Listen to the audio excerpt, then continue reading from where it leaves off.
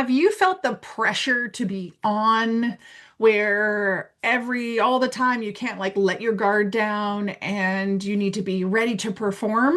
Then this episode is for you because I'm talking about how we are not meant to be on all the time. Hello, lovely dynamic women. Welcome to the Dynamic Women podcast. I am Diane Rolston, your host.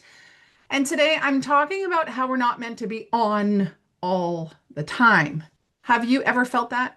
Have you ever been praised for being on?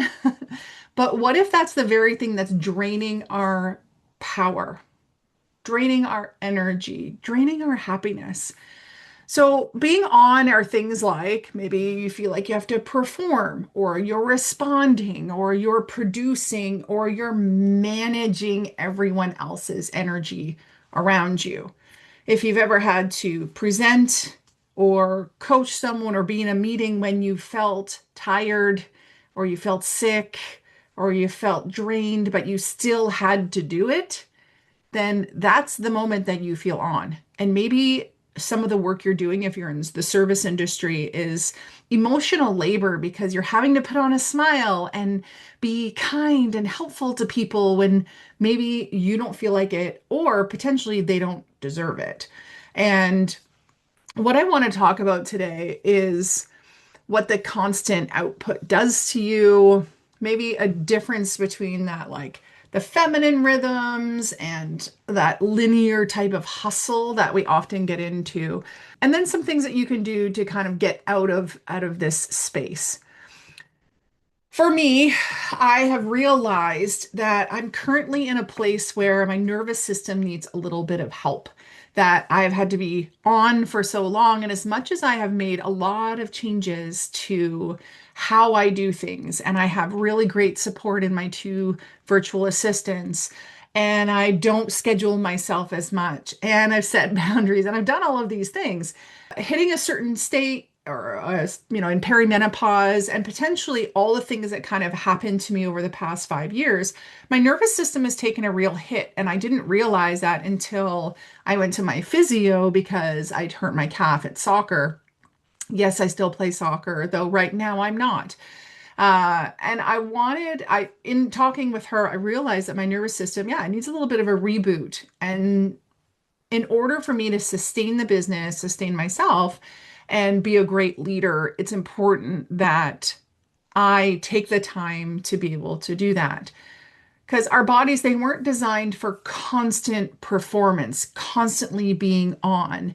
Neither was your leadership, and neither is that going to be the greatest way that you are in being your like top self and being happy at the same time. When you're in that constant output, your nervous system can get stuck in fight or flight. It could be a mild one, it could be a severe one.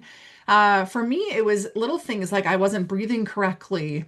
My cortisol has been flipped. And so maybe you've had that too. Your cortisol dips in the mornings really low, and it's not giving you that boost that you need, and your cortisol is high at night. And again, some of these things could be from stress induced, from the work you're doing, from the high level of leadership that you're in, or maybe the season that you're in as a woman.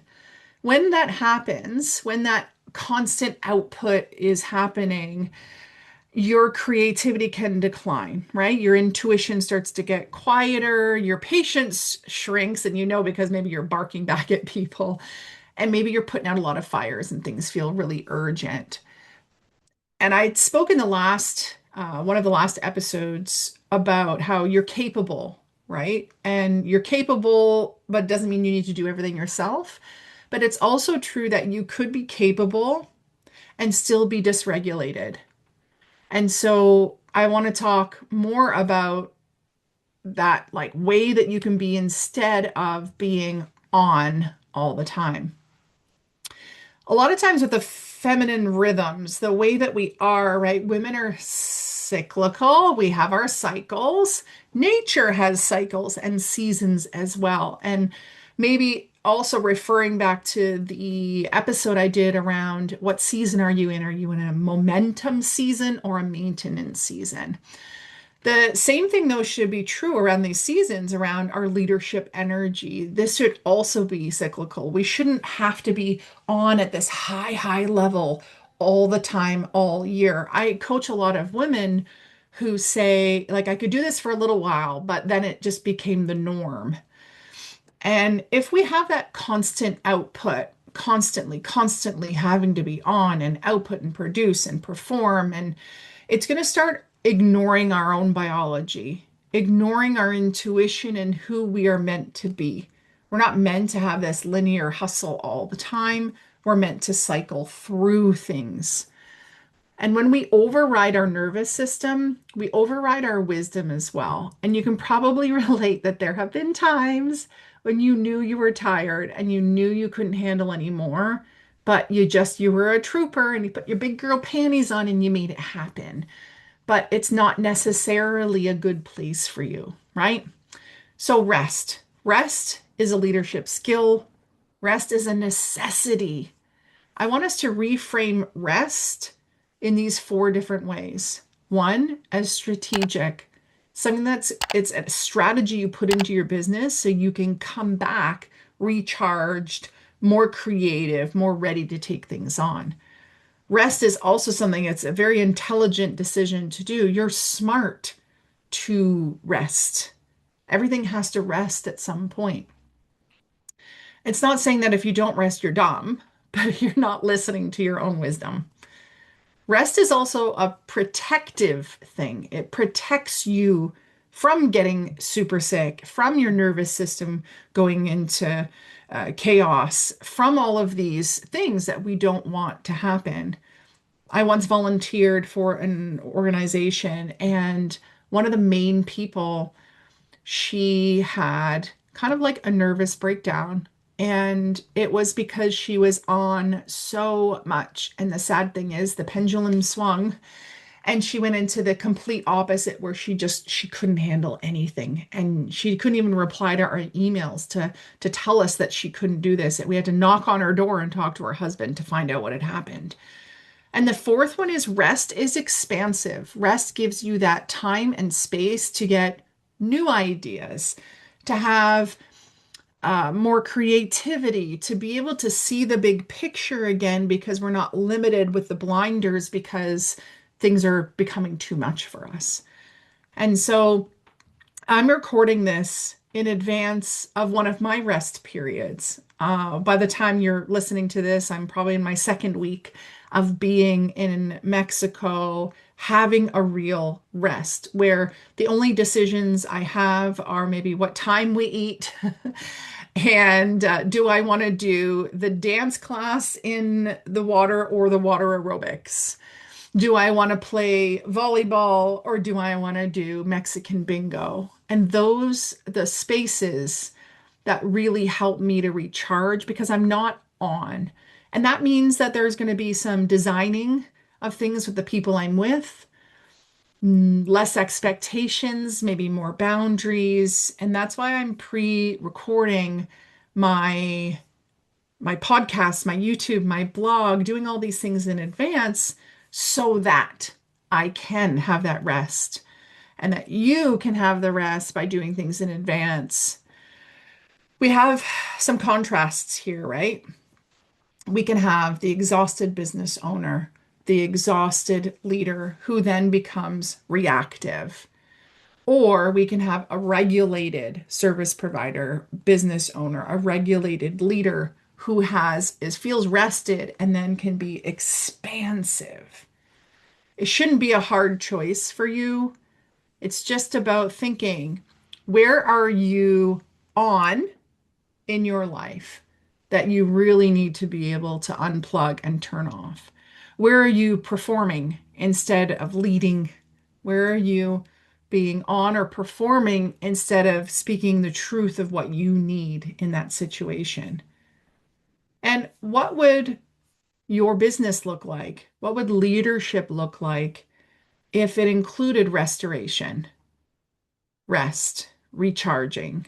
It doesn't have to be 2 weeks in Mexico sort of thing. I get that I'm privileged in that way that I've been able to do that, and I have a supportive spouse because I do have two children.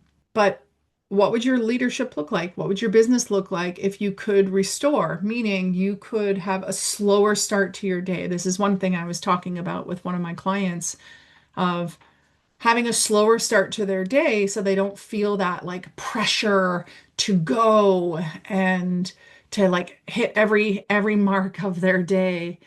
What would restoring look like in the way that you create buffer time? So rather than one thing after another, there's space to be able to like just breathe between. And it could look like taking Mondays or Fridays as your maybe a day off or even a slower day so that you don't need to have 4 or 5 full days on. That maybe that's your catch-up day where you're not on camera at all, where you don't have to put any makeup on. You can wear your joggers, pull your hair back in a ponytail, and not worry about presenting yourself, performing to anyone. I hope that this makes you look at where in your life that you feel like you're performing or you're pushing, and that you can start to see where there maybe could be some cycles rather than that hustle. It's not that you're not capable, like last episode, it's not that you're not capable of hustling and doing, but it's about being in a different space, being able to be grounded, being able to be powerful. And I think in the world today, that can be not only something that's going to be greatly helping you, but it can be something that is a legacy, an inspiration, a model to those women, girls behind you as to how we need to treat ourselves so that others start to treat us that way too. Thank you so much for listening to this podcast. Who needs to hear this? Share it with a friend. Make sure you hit subscribe so you don't miss out on any future episodes. And until next time, stay dynamic. Bye.